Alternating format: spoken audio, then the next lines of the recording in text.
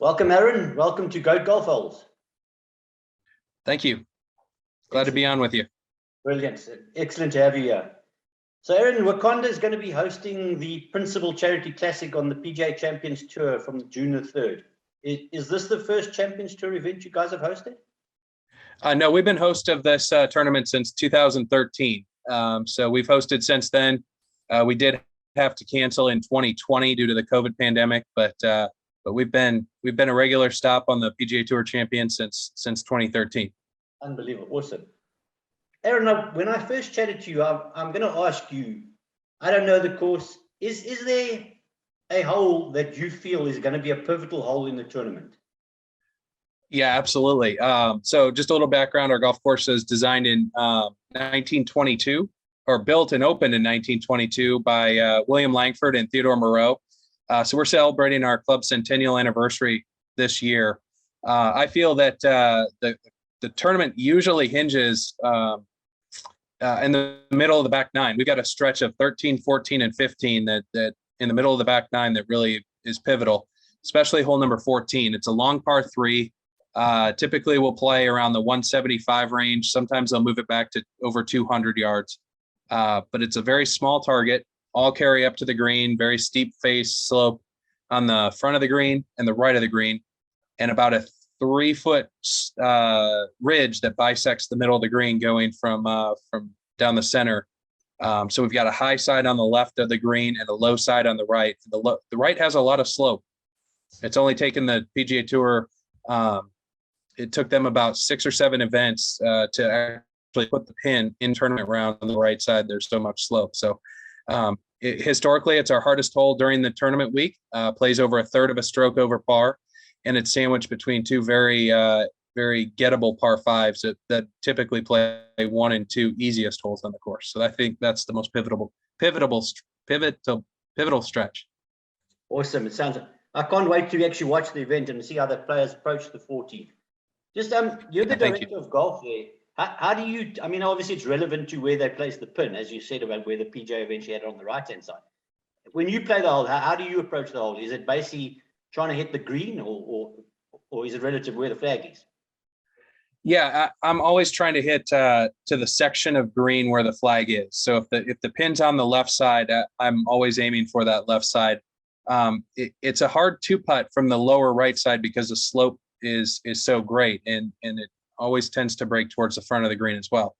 If the pin's on the lower right side, I would rather miss the green on the right than hit the green on the top left side, just because I feel that's an easier pitch and putt, missing the green to the right, pitching uphill, than 2-putting down and across the ridge. So as I approach that, I'm just really trying to hit the right club off the tee distance-wise, and then I'm very cautious to where it goes. Seems like it always plays either into the wind or a left to right crosswind for a right-handed player. Okay, amazing. So it obviously calls on people to be able to maneuver the ball according to where the flag is. I mean, typically off the back on a fairly calm day, what would you typically be hitting? 5, 6 iron? I would be hitting, 5 iron was from the back tees is a very common number. Sometimes I'll hit 6, but it's not a green that you can run one up. It's all carry. The front of the green is so steep it will repel back, and you're chipping up a very difficult slope. So it's typically a big 6 or a smooth 5. Okay. So on that note so obviously, I mean, do you think the hole with the length of carry that you have to, do you think it's going to benefit any of the pros in the event? Is there a standout pro you think might be able to manage the hole a little better than some of the other players?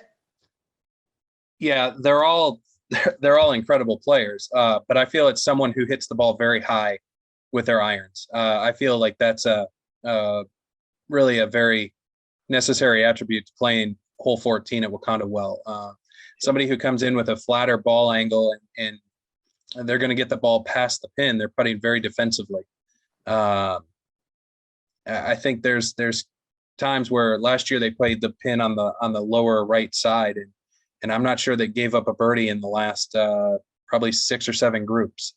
Guys were playing very defensive. So somebody who's chasing, they're going to have very scoreable holes on 13 and 15, they really want to maintain par, if not to keep that momentum going and not make a 4 or 5 to lose that momentum. I understand.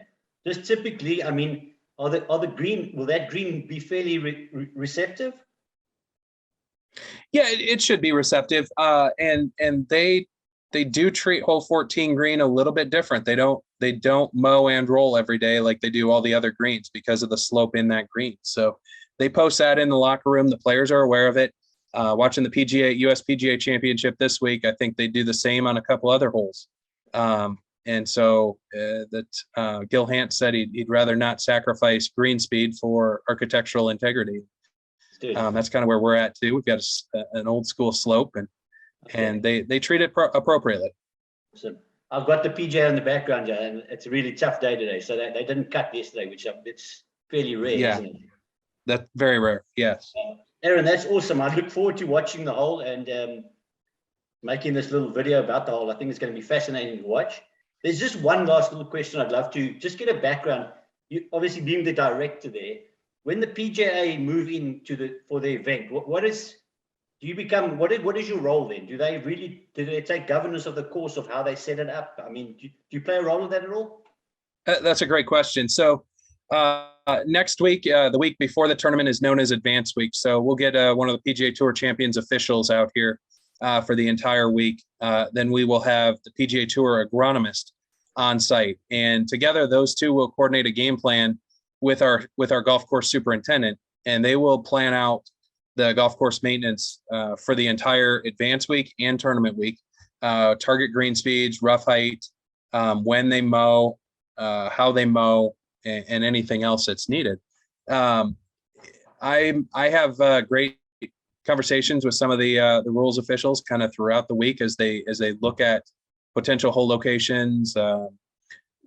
They look at a couple of different tee markers. They move up on hole 5, for instance. They don't play the back. That's a long par 5.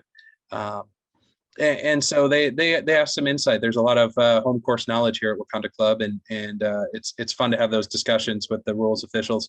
But in the end, these guys set up tournaments and golf courses every single day, every single week. They know what they're doing. They don't necessarily need my input. If it were up to me, I'd make a couple of the short 4s drivable and kind of throw a Kerry Hag or a USGA wrinkle in there. But those guys don't want to do that. They don't like to give their players surprises. Okay. Aaron, thanks very much for your time. And I can say, I mean, it's absolutely fascinating how the senior tour is growing. I mean, the quality of golf that's been played on that tour is just incredible. I mean, there's legends on the game, and I hope it really goes well for you guys. Well, thank you very much, Sean. It's the field's going to be incredible and probably our best ever. And the city of Des Moines really welcomes and embraces this event. It's really a community event. We're looking forward to it. We're proud to host. Fantastic. All the best, Aaron. I really appreciate your time. Thanks. Same to you. Have a good one, eh? Have a good weekend. Thanks. Take care. Thanks, Aaron.